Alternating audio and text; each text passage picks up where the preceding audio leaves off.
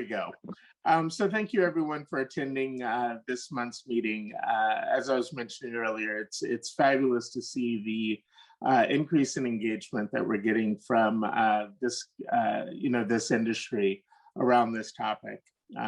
We're almost, I think we're right at next month. We'll actually mark a year into this continuing conversation.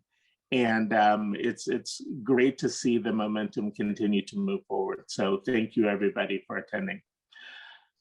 What I wanted to do today is to take a moment to just open up conversations with Jornaya regarding an amazing presentation that they gave at our last meeting about what they're doing within their company in the area of DE&I.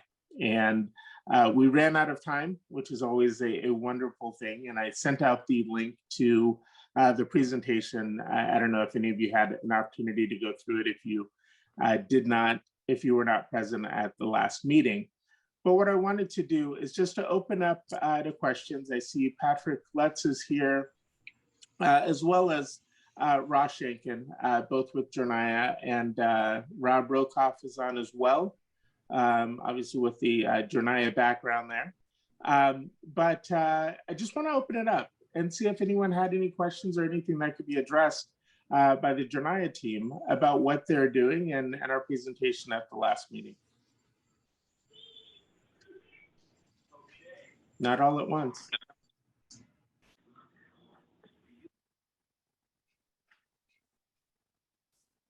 All right. Well, Patrick, we made it easy on you. The way we like it. No, I know, Matt, you had sent out the link to the YouTube recording. So if anyone does watch and has any questions or, wants to talk one-on-one about it, you can feel free to reach out to me directly about, what we're doing, or if there's any questions. It's just plutz@jornaya.com. So feel free to reach out if anybody has any questions. Great. And I want to thank the Jornaya team again for taking the time to put all of this together. This was really a concept for us in trying to understand the value of being able to present what other companies are doing to the industry as a whole. And Jornaya set the bar very, very high, which I would not expect anything less from Jornaya, but I do want to say thank you to you guys for being active, engaged, and providing us the content and information that's needed to help all companies in our industry. So thank you very much. So next, what I would like to do is turn over this discussion right now to Rob Seaver, who can introduce Girlz Who Sell.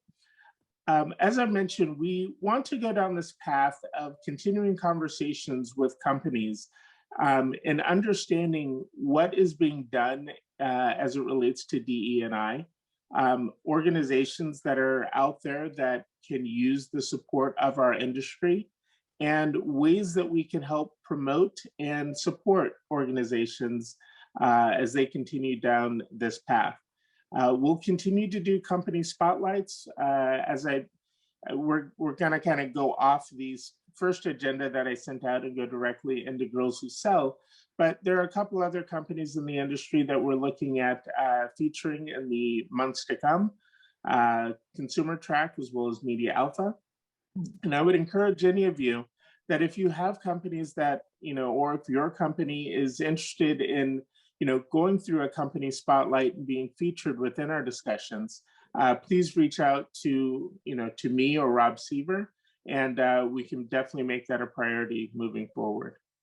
So with that being said, I would like to turn this over to Rob Seaver, who will then do an introduction of Girlz Who Sell. Thank you, Matt, and I really appreciate that.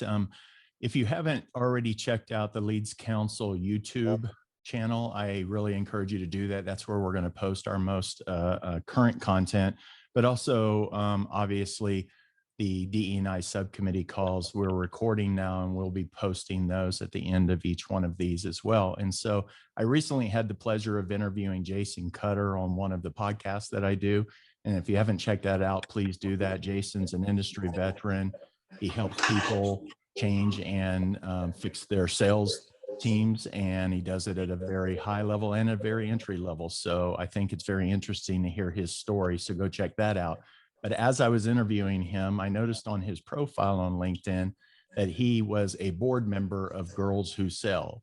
And of course, during the interview, I had to understand what that was. And as he was explaining it, I thought this was a perfect opportunity to help somebody understand what they're doing, and the subcommittee would be a perfect place for that. And so he introduced us to Heidi Solomon, who is heading this up. Heidi is also an industry veteran. As we introduce her, I'll have her explain why I said that, because she has been in this space for a while and knows a lot more than even I do on any of this stuff. So I was really in awe listening to her. So without further ado, I'm going to hand this over to Heidi and Jason, and thank you guys very much for sharing what you guys are doing at Girlz Who Sell with the DE&I Subcommittee.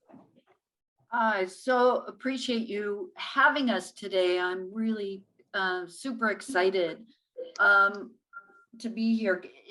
Can I share my screen, Rob? You Yeah, should be able to. I made you host, so perfect. There you go. All right, so I'm going to pull up. I put together a very high level presentation for the group. Let me just bring this up.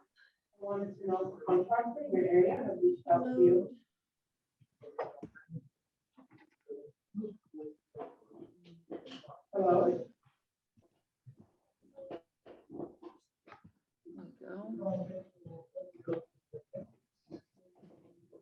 There, can everybody see it okay? Yes. All right, great. So thank you so much to Jason for always being an incredible advocate, and to Rob and Matt for allowing us to present today. I am going to talk a bit about our journey and origin story, why we brought Girlz Who Sell into the market, the problem that we're trying to solve, a bit about our products and solutions that we bring to the industry to address some of the diversity, equity, and inclusion challenges that are out there, particularly as it relates to young women in sales. And then hey, Heidi, I don't interrupt you. Can I ask everyone to please mute yourself if you're not speaking? Yeah, I was hoping you would do that. Thank you. And then also just end it with some tips and tricks of things that we've seen, some trends that we've seen in the DE&I space, and then potentially open it up for discussion. So let me tell you a little bit about myself and Girlz Who Sell. As Rob had mentioned, I'm a 30-year B2B sales veteran. I started my career in advertising and marketing and in the direct marketing industry. Oh my gosh, 40 years ago. Spent about 10 years doing that, and then pivoted into the telemarketing and business process outsourcing space. And, you know, many of you have been in the industry a long time. I would categorize this as, you know, a high value technology oriented sale that, you know, is focused on the B2B market. And if you think that the industry is male dominated now, you should have seen it about 30 years ago when I started in the industry, and frequently was and still am the only woman in the room. Frankly, I fell into sales. I was pivoting from advertising. I knew a person who was the founder and CEO of a small telemarketing company headquartered out of California, which is where I grew up. And he was at $14 million in sales at the time. He's since grown that company to well over 1.2, $1.3 billion. But he said, listen, I'd love to bring you on. I think you would be a great sales executive for our organization. And I said, well, you know what? I don't know. I don't know that I'm qualified. And he said, listen, you know, we're figuring this out every day. And so the next thing I knew, I was, you know, starting as VP of sales for his organization. And that was the start of a very successful 30-year B2B sales career. I'm at a stage in my life where I'm really focused on purpose, and I'm really focused on giving back and trying to make a determination of, you know, what kind of legacy do I want to leave in the world? How can I move the needle and leverage the influence and my passion to make the world a better place, a little bit better than leaving it a little bit better than how I found it. And so I was really starting last year with the pandemic, focused, particularly with the impact on women overall and the number of women that had to transition out of the workforce.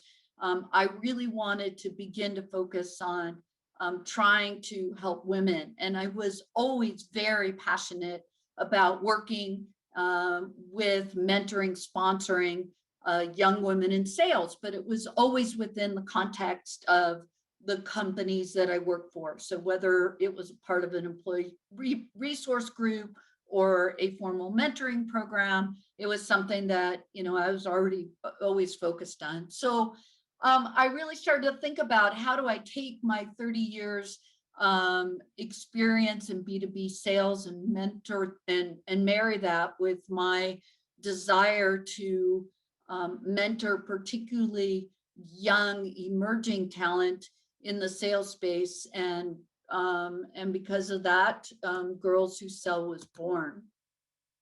In terms of our origin story, there's a little bit, I'm going to peel back the onion a little bit. In October of last year, I was reading a Harvard Business Review article. Many of you may be familiar with this article already, but it was talking about why women are the future of B2B sales. And of course, for me, the first thing that came to mind is, why the future, right? Like, I've been doing B2B sales for a long time. So I became very interested as to why women were being positioned as the future of sales. And the article goes on to talk about how women have the innate skill set to be successful in sales. We're very relationship oriented. We like to problem solve. And so there's a lot of skills that come naturally to women that allow us to really be successful. We have the ability to establish trust. Not that men don't, so don't get me wrong. I don't want to get the men in the room upset, but it was documented that women are successful in sales, and I'm going to cover some of the numbers later on in the presentation. The other thing that interested me, though, which was really the reason why Girlz Who Sell was born, is that women, if we're good at sales and we're outperforming and we have the innate skill set to be successful in B2B sales, why are we so underrepresented? And so I started Girlz Who Sell not only to solve the gender gap, which we'll get into the numbers, but the gender gap in B2B sales. But I was hyper focused, and it's a part of our corporate mission to assure that we build the largest pipeline of diverse early stage female sales talent. And I want to emphasize early stage. There's a lot of really good companies out in the market today, whether they're training organizations like Factor 8 or Sandler, or companies like Jason's, who's consulting with sales organizations, other nonprofit organizations like the National Association for Women Sales Executives, that are doing a great job of working with women who are already in the sales space that may want to pivot from being an individual contributor to a sales leader to enhance their overall skills. So when I looked to launch Girlz Who Sell, I felt that that space was really a bit crowded. And, you know, I was really looking for where I felt we could have the biggest impact and differentiate ourselves from some of the other companies in the market.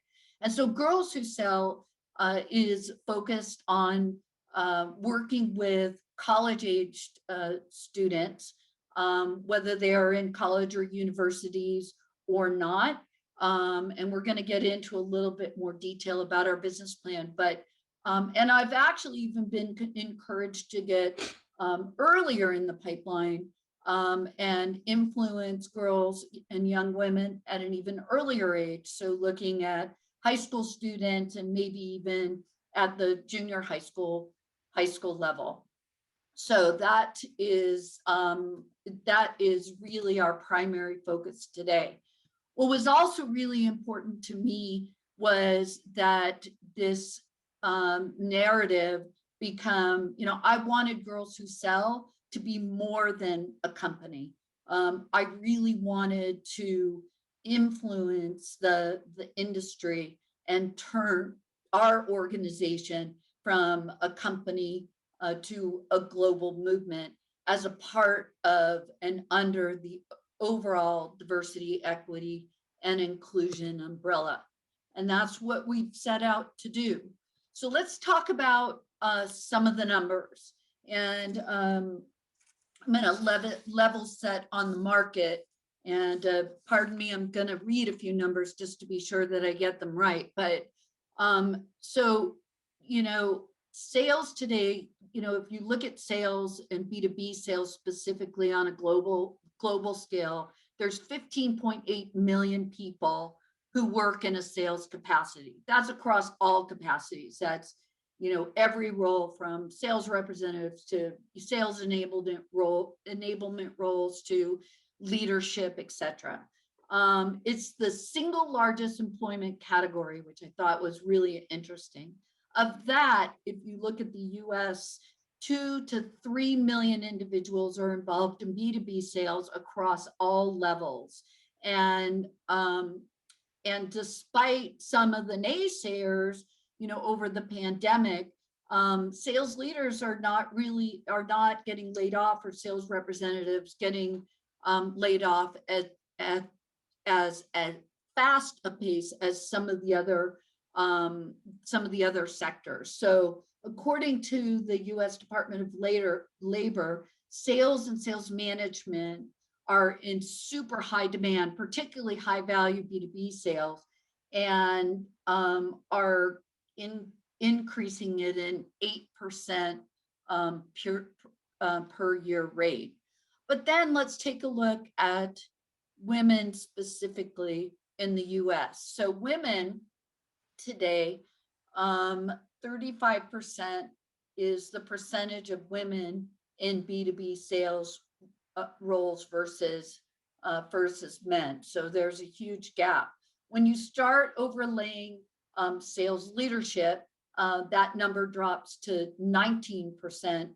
And if you start looking at specific industries, for example, technology sales, that number drops even further. It drops to about 12%.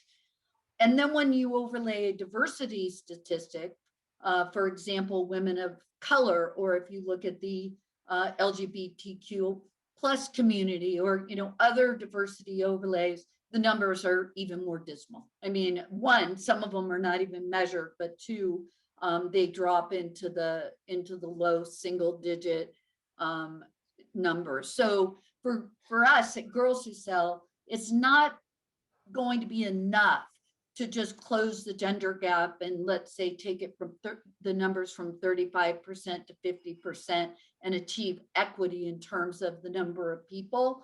But we want to really focus on building a diverse pipeline, because when you look at that 35%, frankly, a lot of the women look like me, and you know, we want to change that. So that's something that we are hyper focused on. The other interesting stat is that sales is actually the gateway to executive leadership. So when you look at the numbers, finance is number one as you look at women in C-level positions, or particularly women in entrepreneurship. But sales is second, accounting for 20% of the C-level women population.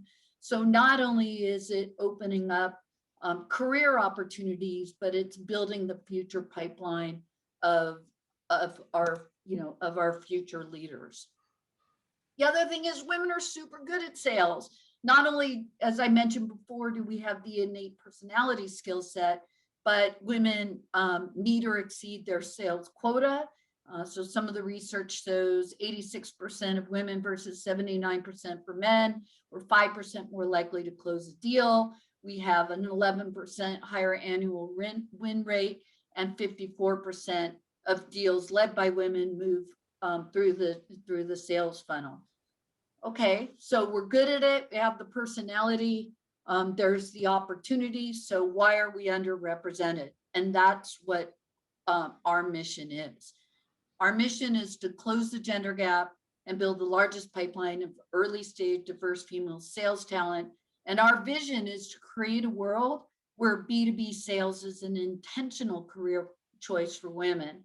And I say that because as I interviewed women, young women, well, not just young women, either women in sales leadership as I was building our business plan, or women that were, in college that were not 100% sure if they wanted to pursue a career in sales.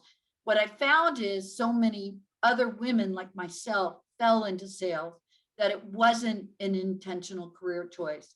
And there is a big gap and lacking at the college level, in particular, when you look at curriculum that is specific to sales. And so that's why we're working very closely to develop programs for universities and colleges that may or may not have sales programs today. Of the thousands of colleges and universities that are out there, there are only 29 universities in the US today that have formal sales programs. It's usually a footnote, perhaps as a part of a marketing program or as a part of a business major, but very few schools today are, have sales majors or certification programs, and we're hoping to solve for that problem. Rob mentioned that we are blessed to have Jason as a part of our advisory board, but I'm really proud to say since the official launch of Girlz Who Sell in January of this year, we have put together a rock star group of individuals, a very diverse group of individuals who are a part of our advisory board, and I'm super, super proud of that. So again, our goals to educate girls on the benefits of career in B2B sales, fill the gap in diversity hiring. We want to focus on building confidence, because as we interviewed young women, one of the things that we found, particularly around women applying for jobs, and especially young women, is that there was a low confidence level. So as you look at job, people applying for job applications, men, if they meet 4 out of 10 of the, criteria, or 3 out of 10, they will go ahead and apply for the job. Women have very different mindset around confidence and around their ability to be able to secure a job. So if they don't meet that 9 out of 10 or 10 out of 10 on the job description, they're not going to apply. So that's a big issue with pipeline.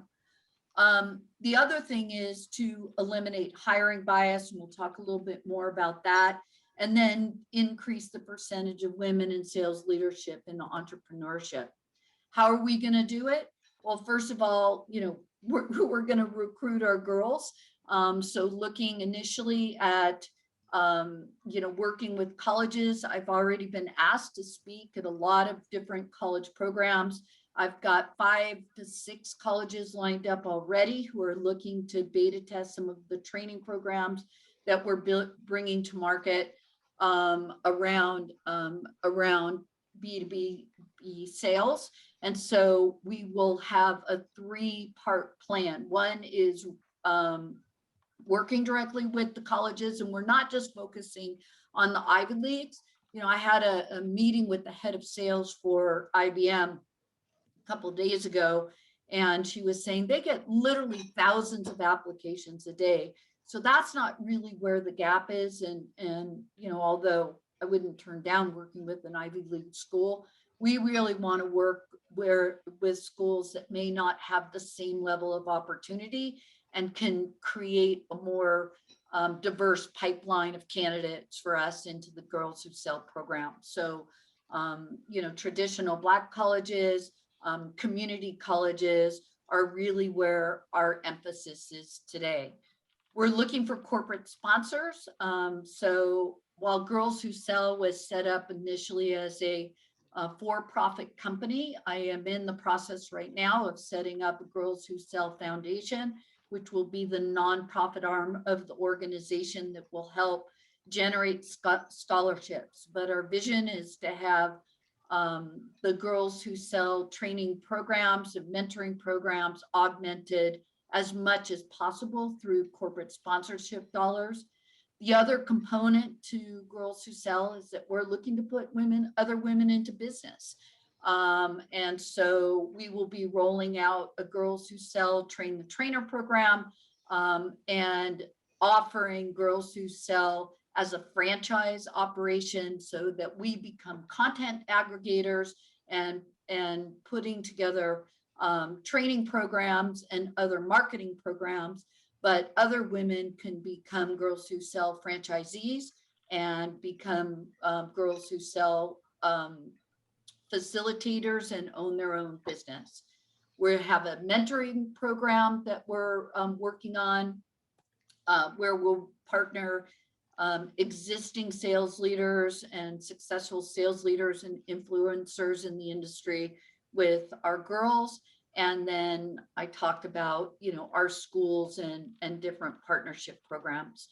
We're also going to be going direct to consumer, and then through the corporations that we partner with, we will position them as, companies that would have access and immediate, to the pipeline that we're generating through the Girlz Who Sell training programs so that they can bring them on into entry-level positions or into, internships and those kinds of things.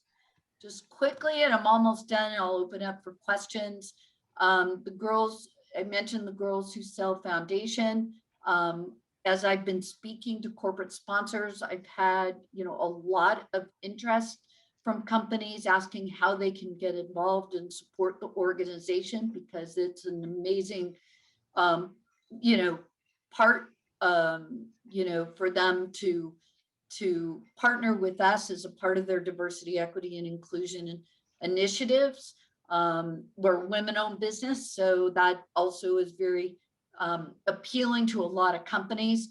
But one of the barriers that I've found, quite frankly, is that some companies have stipulations around how they can allocate corporate sponsorship dollars, and they want to work with nonprofits. So we are starting the foundation so that will support scholarships, and it'll be tax deductible for corporations who may have some interest in sponsoring girls and different training programs. We've already started our free professional webinars. You can go to the Girlz Who Sell website. We're getting traction from a lot of high-level, influential professionals in the industry.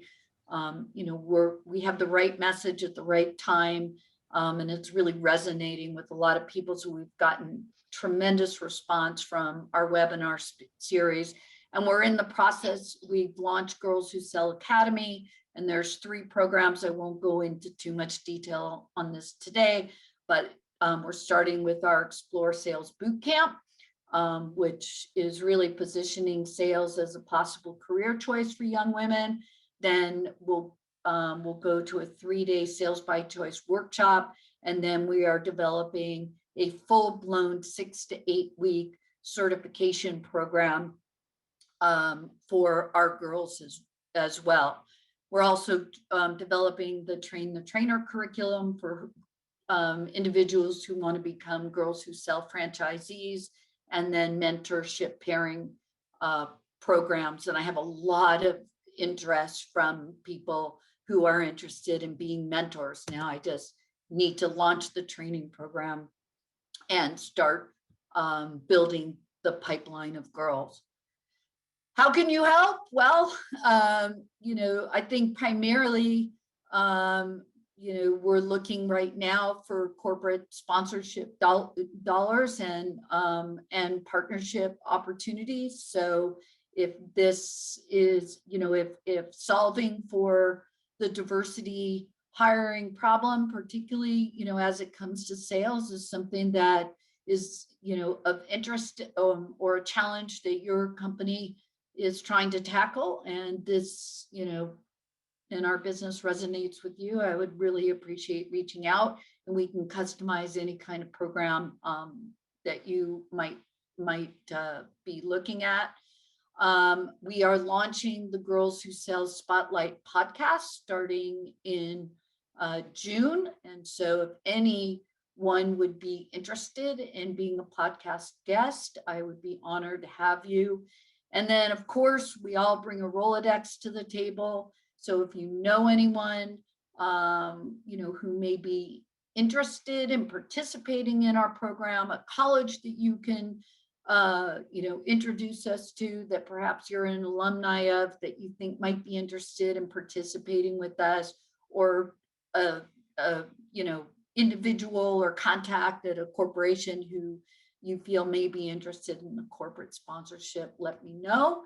And, of course, follow us on social media. We're on everything, just about every social media that you can imagine. So I'm asking you today to join the movement and help us close the gender gap and build a pipeline of diverse female sales talent. So with that, I know I threw a lot out at you.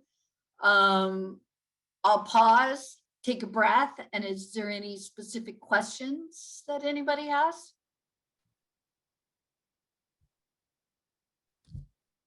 Jason, did you want to add anything? Yeah, so, for me, I've been in sales not as long as Heidi, but one of the biggest things is I've always seen that women who are in sales, who feel confident, have the skills and have the, talents and abilities that go into being successful, they always were at the top of the list in every organization I've ever seen. And what's fascinating is that good in sales, very few because of that confidence factor, some team leads, some managers, but I've never worked in an organization or seen one where there's any women higher up than even manager. Luckily, through my podcast, I've met a lot of great women leaders in sales and revenue. And when Heidi invited me to be a part of this and to be on the board, it was an instant yes. Because for me, the big key is that diversity is that people, everybody and anybody, for diversity to be equal and to have that there, it means that everybody sees that they have a chance to be successful in a role, especially sales. Obviously, they've got to bring some skills and they've got to want it and they've got to be successful. But everybody, no matter who they are, where they come from, has that chance. So I love this organization tackling that, especially the sales by choice. That really resonates because, again, if anyone knows me, I'm a dude with a marine biology degree that fell into sales as well. And so sales was definitely not by choice. And the more that we shift that, people see that as a choice, women, men, anybody, sales as a career, and then it just lifts everything up and it makes everything more professional, in my opinion, instead of, the classic boiler room, wild, wild west. Yeah, agreed. Thank you. Are there any specific questions, or I'll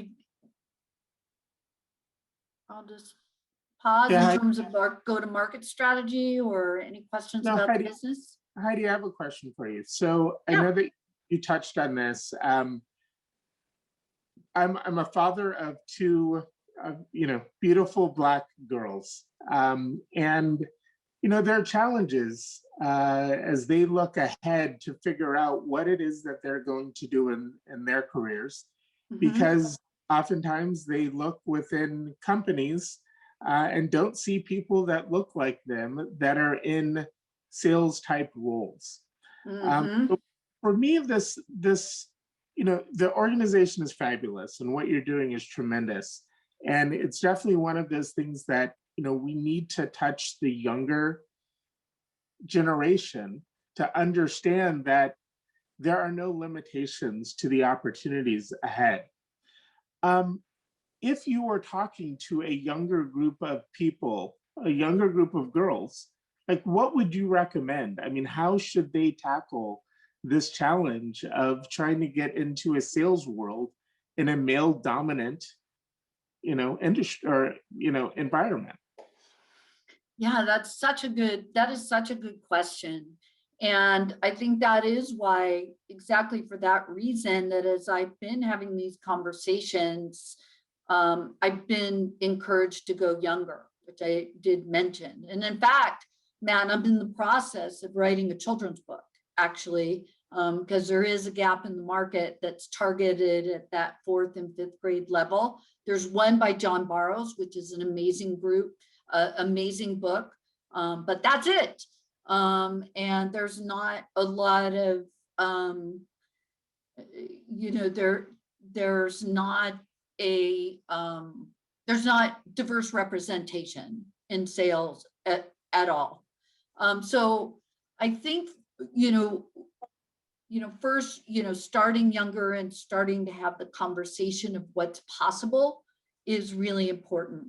Helping them at a younger age begin to better identify their, some of their unique skills and begin teaching them some basic sales skills that are age appropriate are important. But I also really believe that we need to mentor these young women and, and have more diverse, the women that we do have in the market, have them as influencers and be more vocal and be out there so they could be role models and mentors for some of these young women who are coming up the pipeline.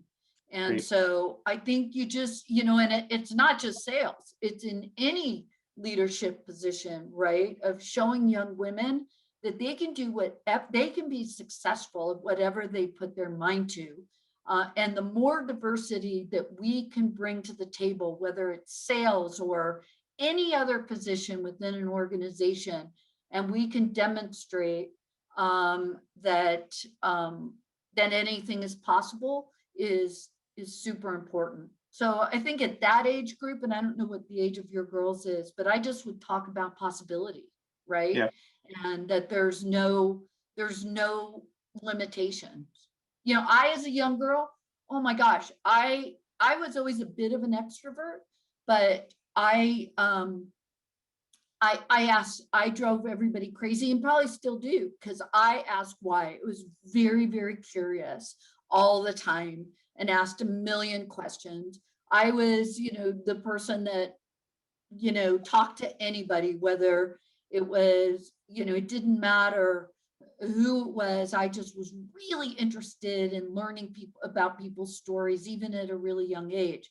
But a lot of the young girls I talk to really have a confidence issue. So I think starting early and building that confidence is important because, so that's the one thing. And then starting to peel back the onion of what's your, let's talk about, what's important to you, right? Like for me, I asked a lot of questions and that ended up being a good thing for sales. But I hear when I talk to a lot of young girls, they'd say, oh no, sales isn't for me because I'm shy, or I'm an introvert, or I'm, I just like analyzing data or, looking at the numbers. So no, I can't be in sales.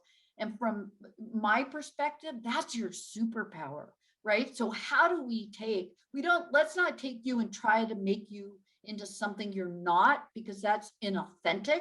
Let's take what is your basic personality strength, and it would need to be communication that's age appropriate, at the elementary school level all the way up through the college level, but and demonstrate to them that they have the power to leverage that and be successful at whatever they put their mind to.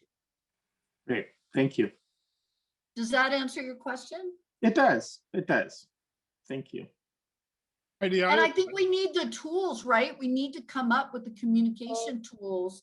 And, that's why the mentorship program of Girlz Who Sell is really important. But we need to create the communication and tools to be sure that we're having those conversations at a younger age. Great. Ross, did you have a question? I do. So you noticed my raised hand. Thank you. I did, yeah. First of all, thank you so much for the presentation. It was really good and helpful and educational. And I think just having this forum to be able to have conversations like this that maybe a year ago or so were not really part of our norm, and they're becoming part of our norm, which is totally awesome. So much of what you said resonated with me, not obviously as a girl, I think obviously, but as a person who came up the ranks in sales. And I always thought sales in my post-college graduate days was the boiler room kind of thing. And like Jason, I was a poli-sci major, so I wasn't like geared up to become in sales. An early company I became a part of that a lot of folks on the line are familiar with is called Targus Info. And I remember the CEO. Yeah. So I was an early person there, and George Moore, the founder and CEO, always talked about selling. And I was like, well, sounds like used car sales kind of. And I said, I want to build a company. I don't want to just sell. And he said, well, at Targus, those are the same thing. And I think your point about sales being a springboard to other leadership roles, in particular executive leadership roles. They're not the only executive leadership roles available, but a lot of them are based on a person's proven ability to sell. So not only is the limitations systemically perhaps for women or other minorities holding them back in sales, but also in other larger leadership roles, which that all resonated with me.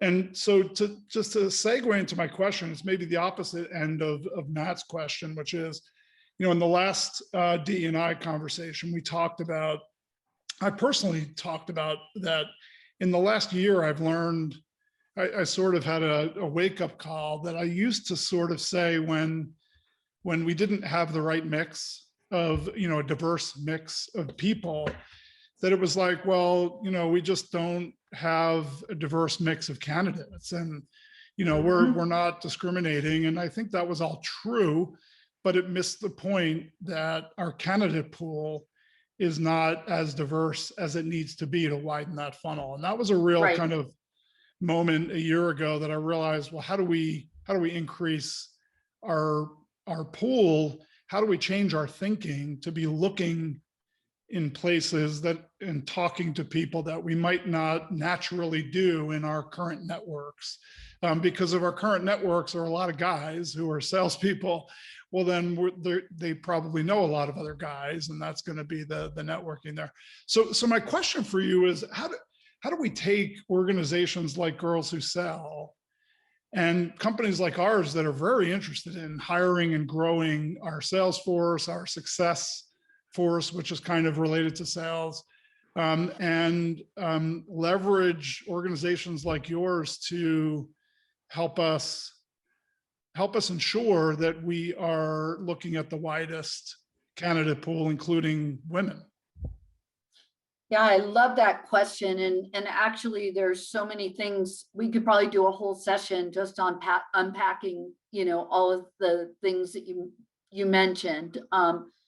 The first thing I do want to address, and then I'll answer your question specifically, is that, yeah, there is a real negative perception out there on sales. And I think that, as, we're all collectively out there and messaging, the opportunities that are available, not only to women, but that are available through sales, that it's really important to squash once and for all the perception that it's just this, used car salesman mentality, because sales does have the ability to influence not only the individual, the company you work for, but the companies that you're servicing and the clients that you're servicing, right? And you have the ability as a sales executive to make a real impact. Sales is about solving business problems, right? And moving the needle.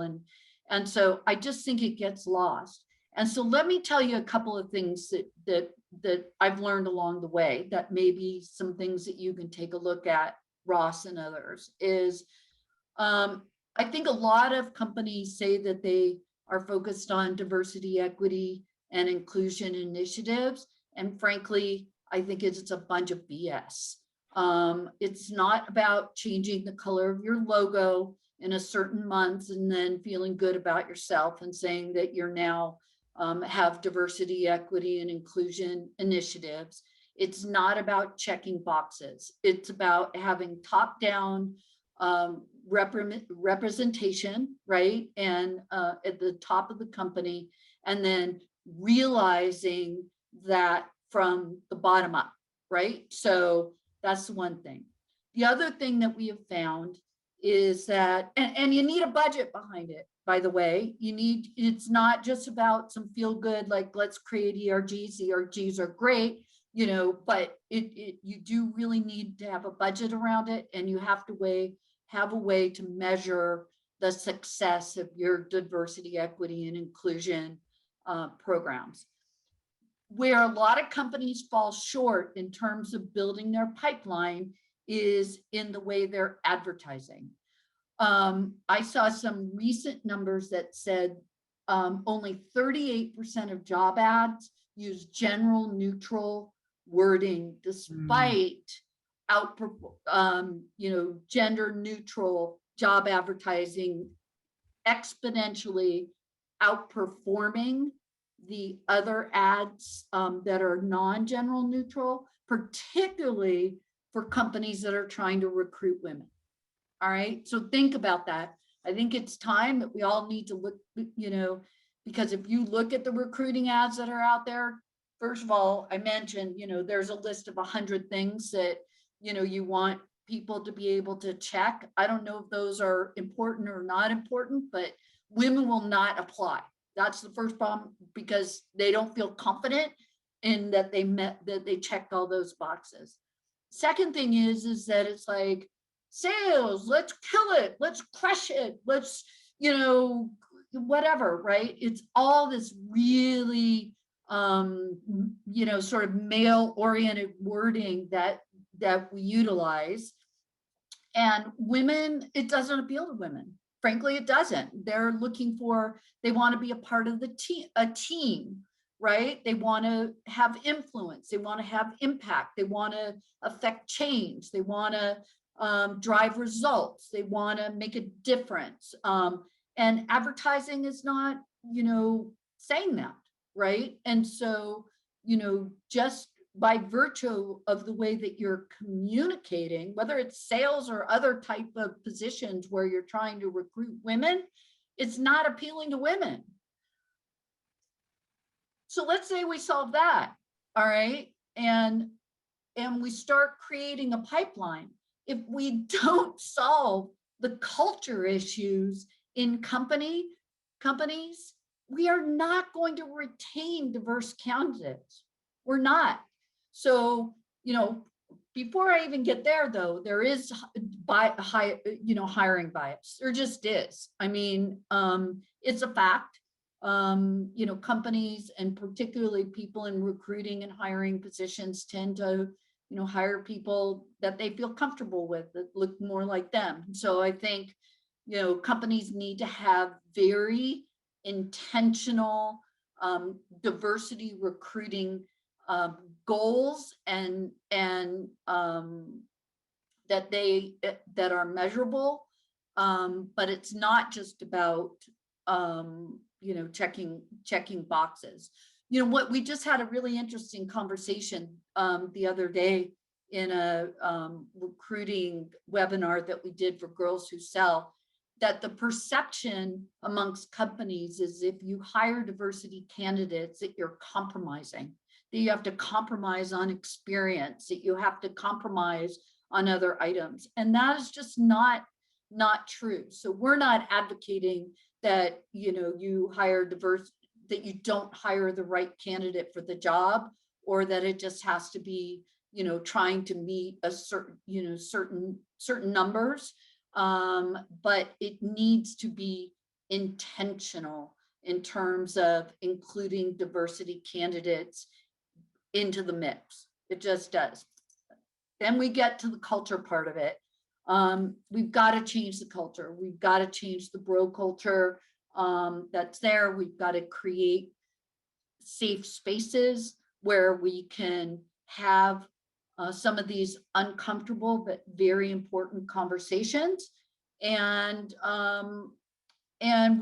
we need to create, career path opportunities for all candidates and diverse candidates, because the numbers show that having diversity is good for business. It's not only the right thing to do as an organization, but it's good for business. So, Ross, I don't know if that answers, but those are just some things that I think that as organizations, you can start looking at your advertising, hiring bias, and then your culture.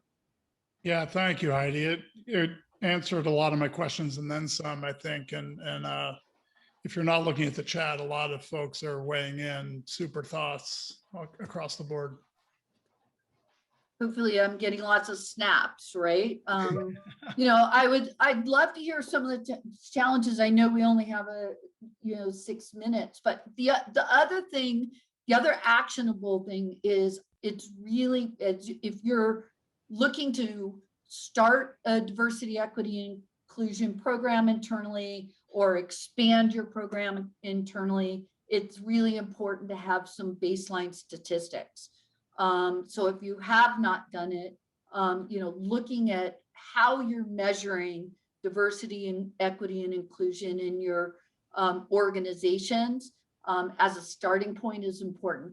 How many, and listen, the company I do my day job with, when we hire, it's, are you a man or a woman? We don't even, we don't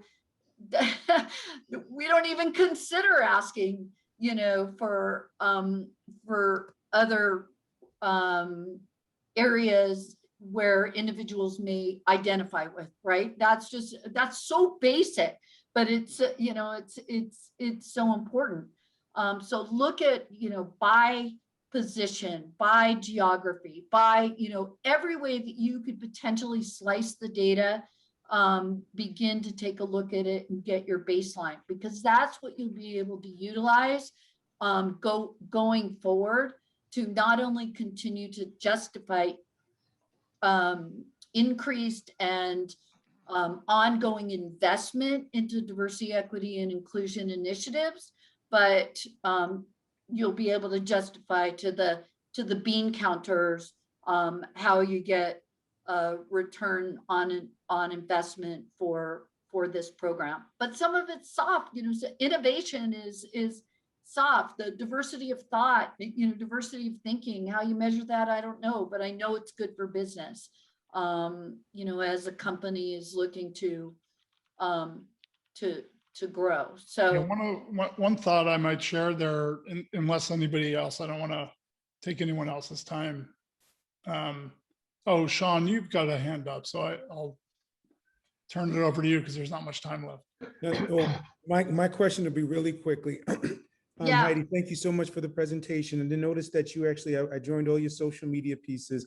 Notice that you Yay. had a conference called the Confidence Factor, which looks like it was great back in February. Do you have intentions on doing any more of those? And then how do you reach young kids, young women out there to sit back and attend this?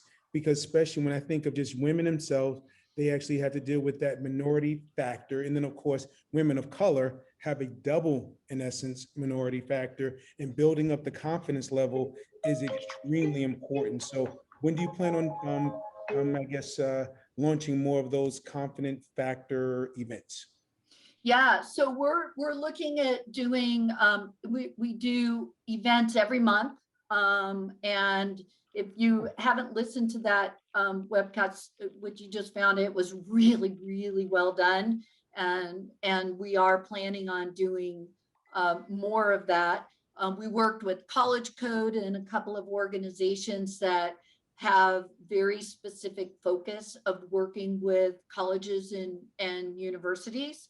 So, and we're utilizing, I'm trying to meet our audience and demographic where they're at, right? So, I'm, to be honest, 62-year-old white woman, right? And so we're working on creating content that are going to resonate and speak to a much more diverse audience. While I love being the face of the company, I don't represent the people that we want to build, bring through the pipeline. So I'm partnering with a lot of organizations that do. So every month we will, for instance, we're coming up with an ally.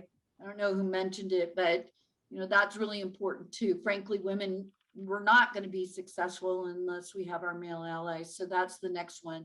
And then we'll have a confidence one towards the Q3.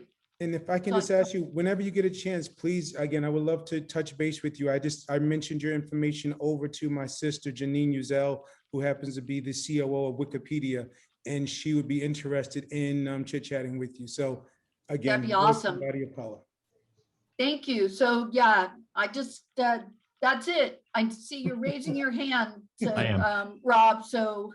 Yeah, and I know Matt will finish this up, but I wanted to real quickly, as we had most of these people before you jump, I want to remind everybody, visit leadscon.com. We do have 4 events coming up in June that are regionally based. We have Kansas City on the 14th. We have Memphis on the 17th, Kennedy Space Center on the 21st, and Austin, Texas on the 24th.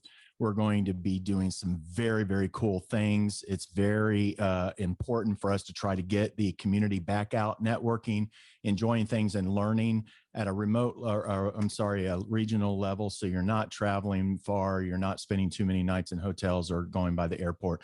Matt, thank you very much. If you'd like to shut this down, I appreciate it. I'll get it recorded and out. No, first of all, I want to thank you, Heidi. I think Jason may have left, but you and Jason, thank you so much for your presentation. I think this is a conversation that's much needed. As we've talked about before, this particular committee is designed to have difficult conversations, or at least talk about things that we probably don't talk about often enough. And I want to say thank you for, presenting, your organization. I'm sure that there will be a lot of questions that will come out of this. So please feel free to contact Heidi directly. And we'll obviously do what we can as an industry to help support your efforts as we continue to strive for a much more diverse industry overall. So thank you. And last, I want to thank all of you for your participation. This is an organization that is clearly growing month after month. We can't even spend time just on, talking about business items. about moving this forward, which is a good thing. Because I think most important for all of us is to have these conversations that allows us to continue to improve the diversity, equity, and inclusion within our industry. So thank you all very much, and we'll see you all again next month. Thank you so much.